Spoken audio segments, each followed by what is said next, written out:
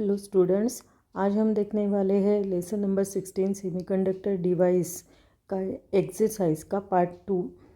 इसमें हम question number 3, 4, 5 को देखेंगे। लास्ट लेक्चर में हमने क्वेश्चन नंबर 1 और 2 देखा था, तो आज 3, 4, 5 को देखेंगे। चलो स्टार्ट करते हैं। अब आपको क्वेश्चन नंबर 3 दिखाई दे रहा है। हम पढ़ते हैं question number 3। Draw the circuit diagram of half wave rectifier, explain its working, what is the frequency of ripple in its output। तो पहले तो आपको सर्किट डायग्राम निकालनी है हाफ वेव रेक्टिफायर की, आपको दिखाई दे रही है आंसर में। तो यहाँ पे दिखा आपको ये जो डायग्राम है ये 2 मिनट में मैं आपको समझा देती हूँ क्या है। तो यहाँ पे आपको 2 कॉइल्स दिखाई दे रही है। This is primary and this is the secondary. A B is the secondary coil and it is connected with this diode D through this load resistance R L in series. सभी कैसे connect की है? ये secondary coil connect किया है diode से with R L, तो it is in series. अब एसी वोल्टेज जो है across secondary coil A B, it changes its polarity after every half cycle. यानी क्या है कि ये है ऐसी वेव जाएगी, यानी ये है cycle, this is positive half cycle and this is negative half cycle. तो हर एक हाफ साइकिल में ये ए एंड बी की पोलैरिटी ये चेंज होगी, यानी पोलैरिटी मीन्स पॉजिटिव या निगेटिव। हर एक हाफ साइकिल में ये पोलैरिटी चेंज होगी। अब व्हेन हम कंसिडर करेंगे सिर्फ ऊपर वाला पार्ट, यानी पॉजिटिव हाफ साइकिल। जब पॉजिटिव हाफ साइकिल जाएगी तो क्या होगा? When positive half cycle begin होगी तब क्या होगा? तो voltage at point A it is higher than voltage at point B. वो ए का पॉइंट कैसा, ए का वोल्टेज कैसा रहेगा? हायर रहेगा than the B. So this ऐसी जब कंडीशन रहती है तो डायोड डी कैसा रहता है? Diode D is a forward bias, and forward bias होने की वजह से क्या होगा? Current flows through this R L. ठीक है, तो ये समझ में आया। देन अब निगेटिव हाफ साइकिल की बारी आती है। जब निगेटिव हाफ साइकिल, नेक्स्ट है निगेटिव हाफ साइकिल। अगर निगेटिव हाफ साइकिल रहती है तब क्या होता है कि ए का पोटेंशियल लोअर हो जाएगा एंड बी का पोटेंशियल हायर हो जाएगा। तो ये जो डायोड है ये कैसा होगा? It is reverse bias. Reverse bias होने की वजह से ये कंडक्ट नहीं होगा, no conduction is there and so there is no current passes through the circuit. Current pass नहीं होगा, यानी फॉरवर्ड बायस रहेगा।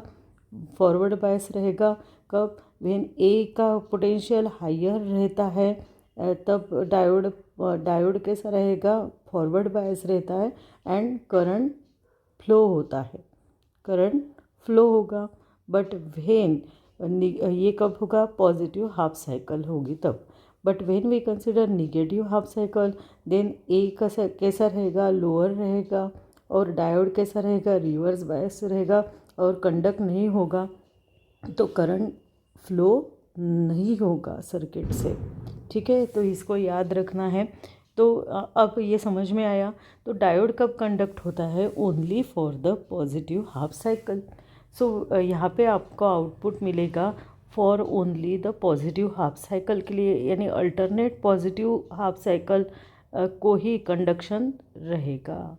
ठीक है, ऐसा आपको आउटपुट वेवफॉर्म मिलेगी यहाँ पे। तो here we see that the diode conducts only in the positive half cycle of AC input. It blocks the current during the negative half cycle. Negative half cycle में करंट नहीं flow होगा। ठीक है, तो यहाँ पे जो लोड आर एल है तो यहाँ पे करंट फ्लो होगा in the same direction for alternate positive half cycle के लिए फ्लो होगा। एंड डीसी आउटपुट वोल्टेज यहाँ पे हमको मिलेगा, जो आउटपुट वोल्टेज मिलेगा वो डीसी आउटपुट वोल्टेज मिलेगा across the are L in the form of alternate pulses. ठीक है, ये सब लिखना है आपको। और नेक्स्ट क्वेश्चन है what is the frequency of repel in its output. 3 question एक ही क्वेश्चन में है, तो क्या रहेगी फ्रीक्वेंसी। तो रिपल यानी क्या है, मैं आपको बताती हूँ कि रिपल मीन्स ऐसा रहता है कि जब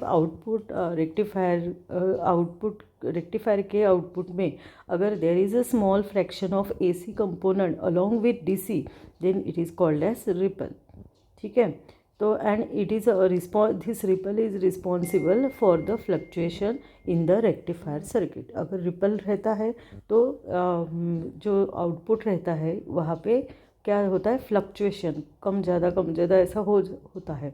तो ये रिपल हमको क्वेश्चन में क्या पूछा है कि what is the frequency of ripple in its output. तो ये फ्रीक्वेंसी कैसी रहती है आउटपुट में, सेम ही रहती है। तो हमको लास्टली लिखना है कि in half wave rectifier the frequency of the ripple in output is same as that of the frequency of the input. Okay, तो यही सब मैंने यहाँ पे लिखा हुआ है। आपको ये नोट्स लिखनी है। यहाँ पे आपको दिखाई दे रहा है जो मैंने बोला अभी, वो सब यहाँ पे आपको लिखा हुआ मिलेगा। तो इसकी स्क्रीनशॉट ले लीजिएगा, तो पढ़ेंगे। The secondary coil A B of transformer is connected in series with diode D and load resistance RL. The AC voltage across the secondary coil AB changes its polarity after every half cycle. Okay. Third पढ़ती हूँ, when the positive half cycle begins, the voltage at point A का voltage कैसा रहता है, is at higher potential with respect to that at point B. Therefore the diode D is forward bias. Diode D forward bias रहेगा तो क्या होगा, it conducts and current flows through the circuit. Okay, फिर 4 number का पढ़ेंगे, when negative half cycle begin the potential at the point A is lower with respect to at that point B and the diode is reverse bias, therefore it does not conduct and no current passes through the circuit। जो मैंने आपको समझाया वो यहाँ पे ही है, आप इसका स्क्रीनशॉट निकाल लीजिए। ओके, नेक्स्ट पॉइंट है हमारा 5th नंबर का, hence the diode conducts only in the positive half cycle. कब कंडक्ट होगा, only for the positive half cycle of the AC input. It blocks the current during the negative half cycle. In this way current always flows through the load R L. Load R L से current flows होगा in the same direction for alternate positive half cycle and DC output voltage obtain across R L. DC output voltage हमको मिलेगा across R L in the form of alternate pulses. Okay, और 6 number है, in half wave rectifier the frequency of the ripple in output is same as that of the frequency of input. तो इतना answer आपको लिखना है, इसका भी आप स्क्रीनशॉट ले लीजिएगा। ठीक है, इसका स्क्रीनशॉट ले लो।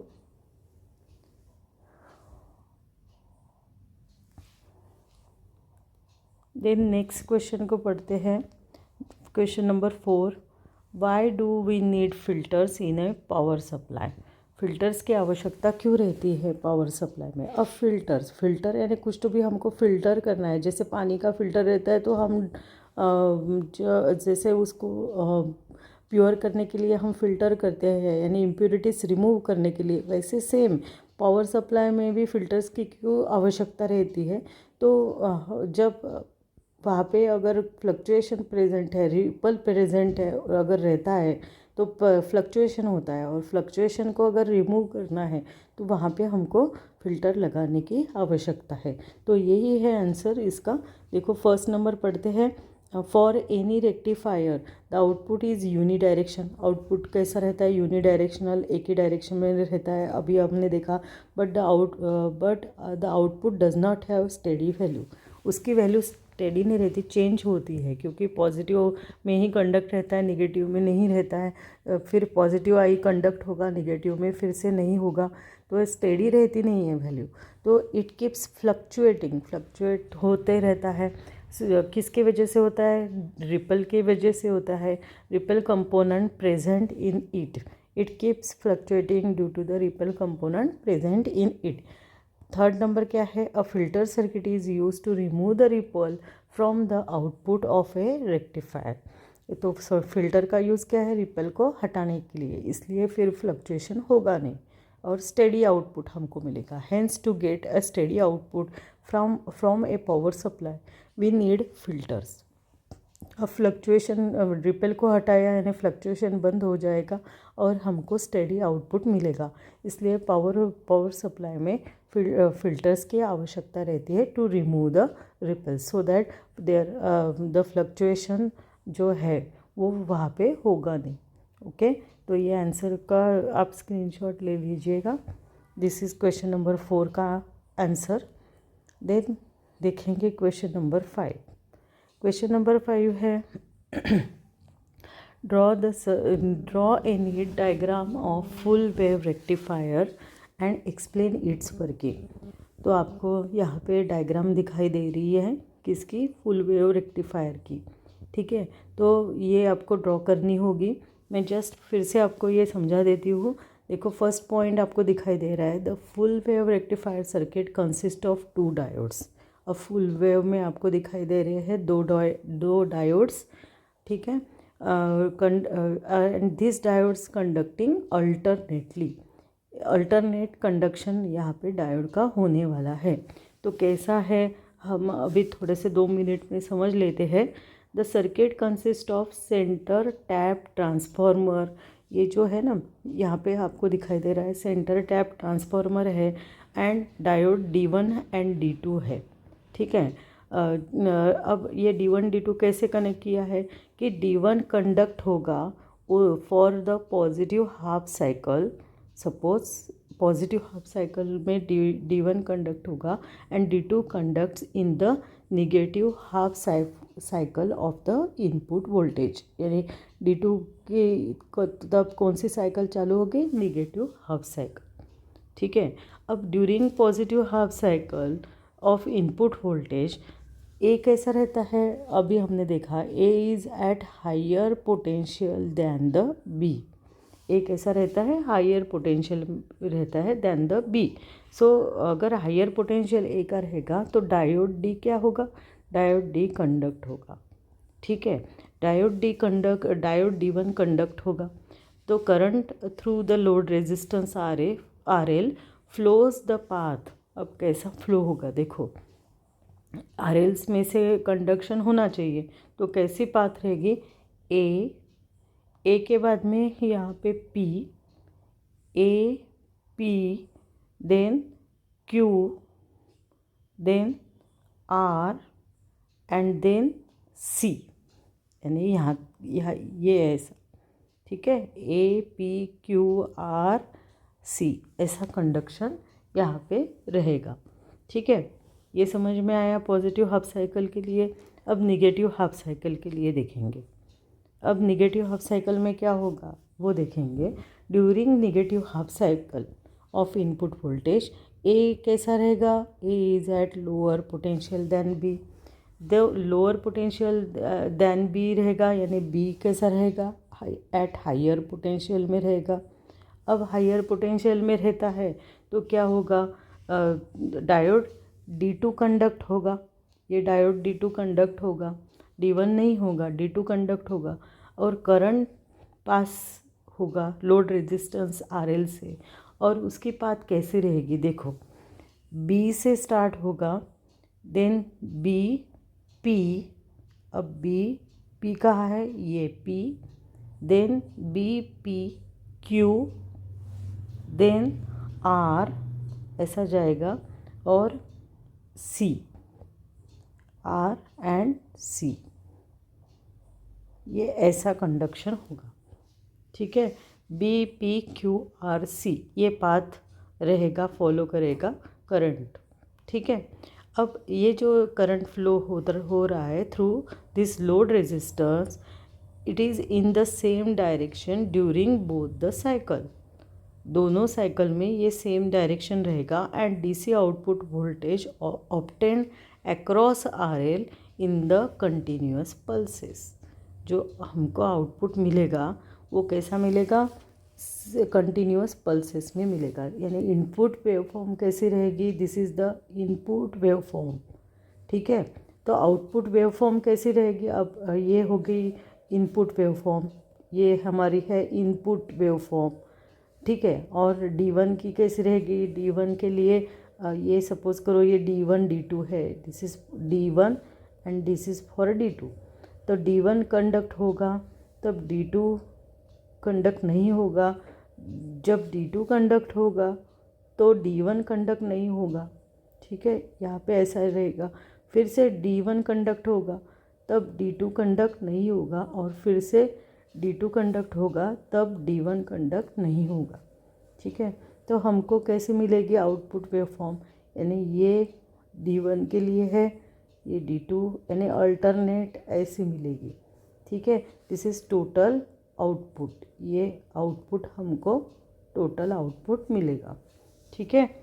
तो हम बोल सकते हैं current flowing through the load resistance, it is same in the same direction during both the cycles, and DC output voltage obtain होगा आरएल के across in the form of continuous pulses. ये output ऐसा मिलेगा, continuous pulses मिलेंगे हमको, okay.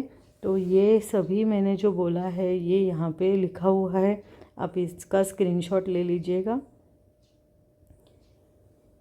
देखो यहाँ पे वही है, सर्किट कंसिस्ट ऑफ, पढ़ते हैं second number, circuit consist of centre tap transformer and diodes D1 and D2 connected such that D conducts in the positive half cycle and D1 conducts चाहिए था, conducts in the positive half cycle and D2 conducts in the negative half cycle of input voltage, okay।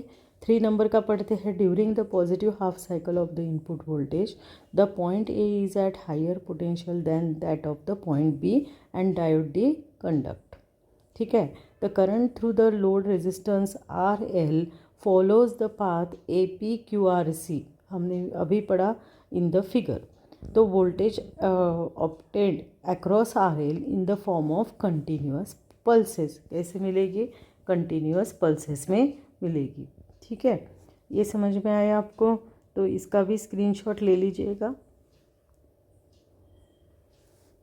Then अब 4 number का पढ़ते हैं, negative half cycle में क्या होगा, during the negative half cycle of the input voltage point B is at higher potential than the point A and diode D2 conduct, ठीक है।